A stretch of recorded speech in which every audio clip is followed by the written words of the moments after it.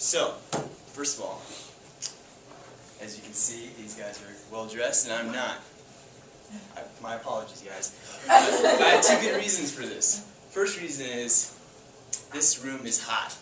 May not be now, but last Monday it was very warm, and in my three-piece suit I was burning up.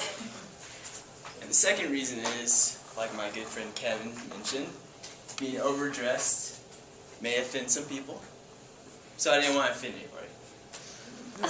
So, anyways, raise of hands, how many of you guys have gone to at least one sermon, chapel, the like by Pastor David Asherick? So most of you guys have. Isn't he a good speaker? He sure likes to walk around on stage, use his arms, right? Looks at his audience. And I got the chance to spend a little time with him. His family's staying with my family. And last Friday I got to go for a run with him. And I thought about asking him if he would like to take my spot today. Because I think you guys would much rather have Mr. Asherick talking to you guys right now than myself included.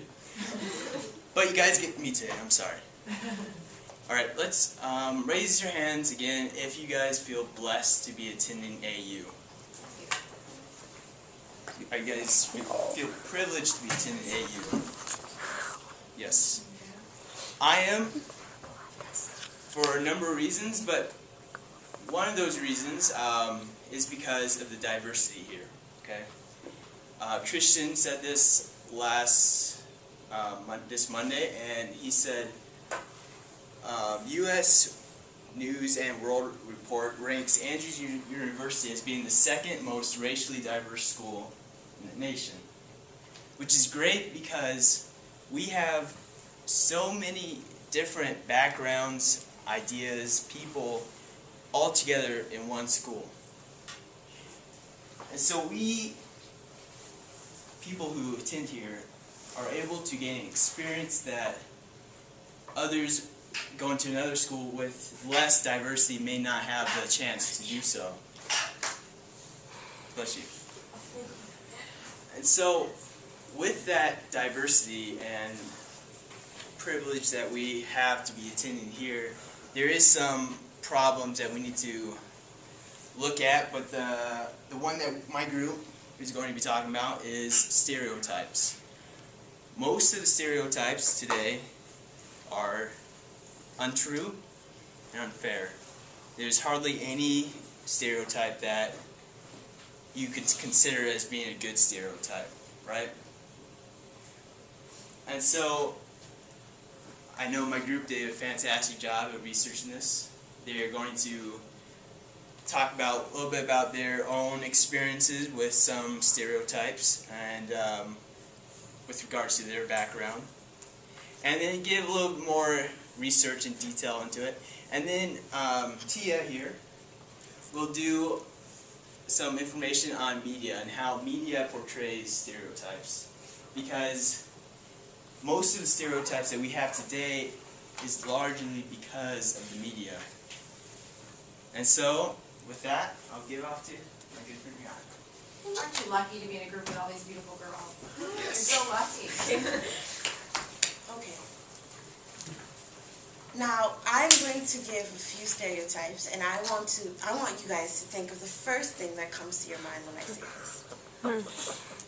Lazy, athletic, watermelon, fried chicken, nappy hair, always not on time. I mean, there's got to be one thing that comes to your mind when you think of this. And I don't know, the thing about me is that when it comes to stereotypes, yeah, some of them are true, but they're not all true, because I, for one, do not like watermelon. But it's okay, though. But you would think that, you know, nowadays, stereotypes, they don't really mean much. They're just something we do to just joke around. Actually, they are very, very prominent today, and some people actually take them very, very seriously. And you would think, oh, I know exactly where they come from. Slavery. Not exactly. Actually, there are some things that have branched off and have become watered down because of the reaction that blacks gave to slavery. You have one that was called Sambo.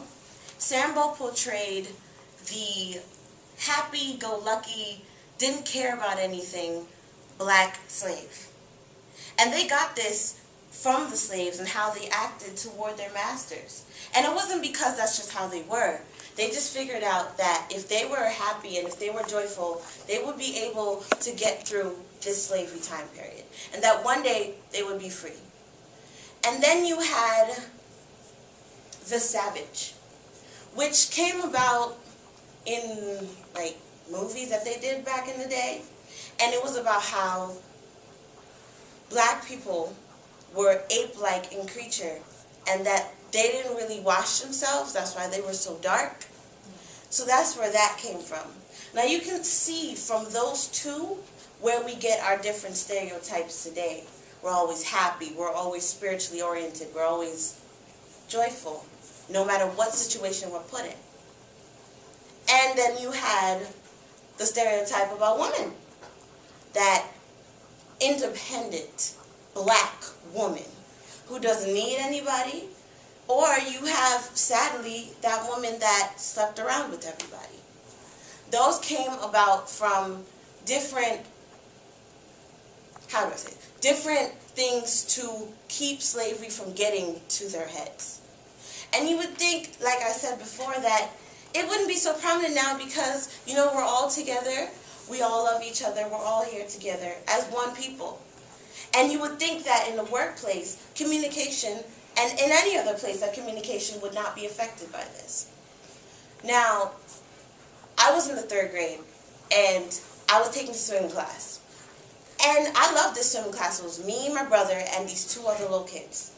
And our parents would watch from on top. And I used to love swimming, doing laps, and playing with the stuff after thing was done. So one day, the teacher came to us and was like, all right, I want you guys to float. Well, not float. To swim from one end to the other. So I was like, me, I want to go. So I went and I was swimming. You know, you can't really tell where you're going when you're swimming. I mean, you just know, but you can't really tell. So I'm swimming and I come back and I reach out for the edge of the pool and I touch the other boy's head. And this is where reality slapped me dead in the face. As soon as I touched the little boy's hand, he was like, ew! And I was like, you know, kind of dumbfounded by this. And from that day on, he never said anything to me. His mother had a disgusted look, and they never showed up again for that swimming class. It was just me and my brother. And from that day on, I knew about why, but I really wanted to know why. And you would think that that experience would affect the way I communicate with people. I mean, that's why most people have problems in the workplace. That's why most people have problems wherever they go, because they can't get past that stereotype of that person. Why is that? So you guys, I want you guys to think of the first thing that comes to mind when you think of Hispanics. Now, did you guys know that many Hispanics are usually confused to be from a Mexican background? Well, the reason for this is that because it's the closest Latin country to America and it's one of the largest ones, many people just find it easier to assume that they're Mexican. Now, many Hispanics hate it when they are called Mexican. They are insulted because of the way they are portrayed to look and act. Now, going back to my original question, many people usually answer with the following. They're immigrants, low-wage jobs, high school dropouts, and teen pregnancies, and low expectancy for Mexicans in specific. Now, you have to ask yourselves why. Why do people see Mexicans as, you know, these types of stereotypes? And I think one of the influential factors that plays a big part in creating these stereotypes is the fact that many Mexicans cross the border illegally. And the reason to this is many Mexicans want to live the American dream. They want that the media has portrayed. They want to prosper in life. They want to be something. So they cross the border illegally because they don't have enough funds to be able to get their visa or whatnot. So when they come to a foreign country, they don't know anyone. They don't have any family members. They don't know the language. So obviously, they're going to start from rock bottom. And since they don't know the language, they're going to start for where it doesn't require as much, which the low-wage jobs comes in play. And a lot of people, they see Mexicans as working in gardens and also in McDonald's and Taco Bell and whatnot. Now, Mexicans also are portrayed to have a certain look. They think that Mexicans are usually brown hair, blue or brown eyes, dark, and short. But what many people don't know is people from Mexico usually are blonde, lighter skin, green or blue eyes. And with my experience, a lot of people refuse to believe that I'm Mexican. And it's an ongoing thing where, yeah, I'm Mexican, no way, yeah. And it's a 5-minute thing. And I don't understand why they don't believe that I'm Mexican.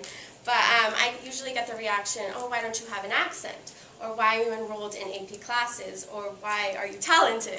And so it's very insulting, and there are many occasions where people don't know I'm Mexican, and they'll say, oh, I hate Mexicans, and they don't have a reason for it. They just say, they're sloppy, this and that, but that's just like the stereotype that's said, And I'm always, oh, I'm Mexican. So it's hard for me, And like actually a couple weeks ago, my friend, she's Salvadorian, and they told her she was getting darker. She's like, oh, you're getting so dark from soccer. And they said, oh, you look like you're Mexican. And she went off. She's like, how dare you call me that? She was mad for like a good hour, And I was in the room, I was like, I'm Mexican, right? Like, I got offended, but I just set it aside. But it's the usual thing that a lot of Hispanics do in front of me. So actually yesterday when I was rehearsing this with my friend, one of my friends passed by, and she heard that I said I was Mexican. She's like, no way. And I was like, yeah, I am. And she's like, it's like I don't know you. I thought you were European. I was like, no. But she's like, why don't you have an accent? I was like, I was just talking about this. And so she's like, it's like I don't know you anymore. So it's very surprising to them. And when I was younger, I was very embarrassed of being Mexican. I didn't like saying, oh, I'm from Mexico, because of the stereotypes that were set.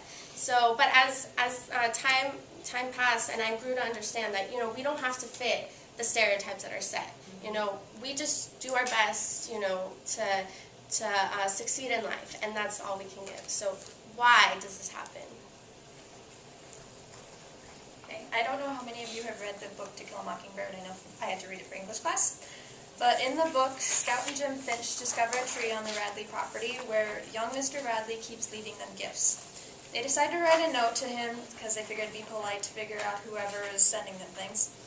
But the next day they discover that Mr. Radley has filled in the knot with cement. When they confront him about why he filled it in, he said that the tree is dying. The children accept this, but when they get home, they ask their father about it, and he says that as far as he can tell, the tree is perfectly healthy.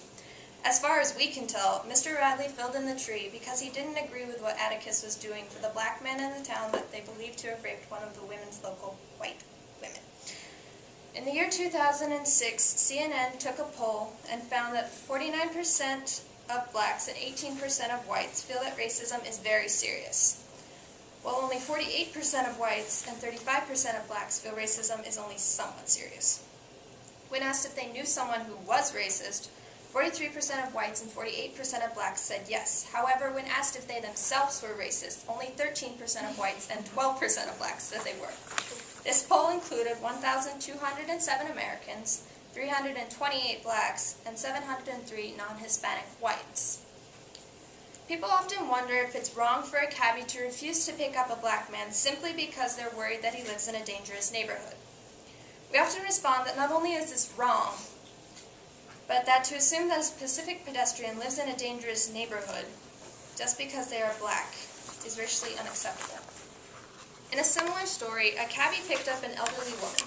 He helped her with her bags and asked her where she wanted to go.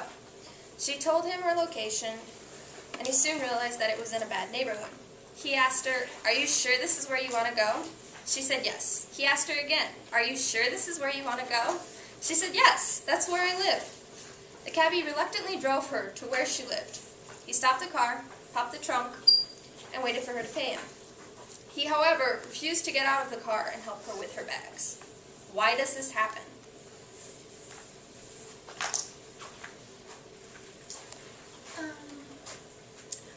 sick, so.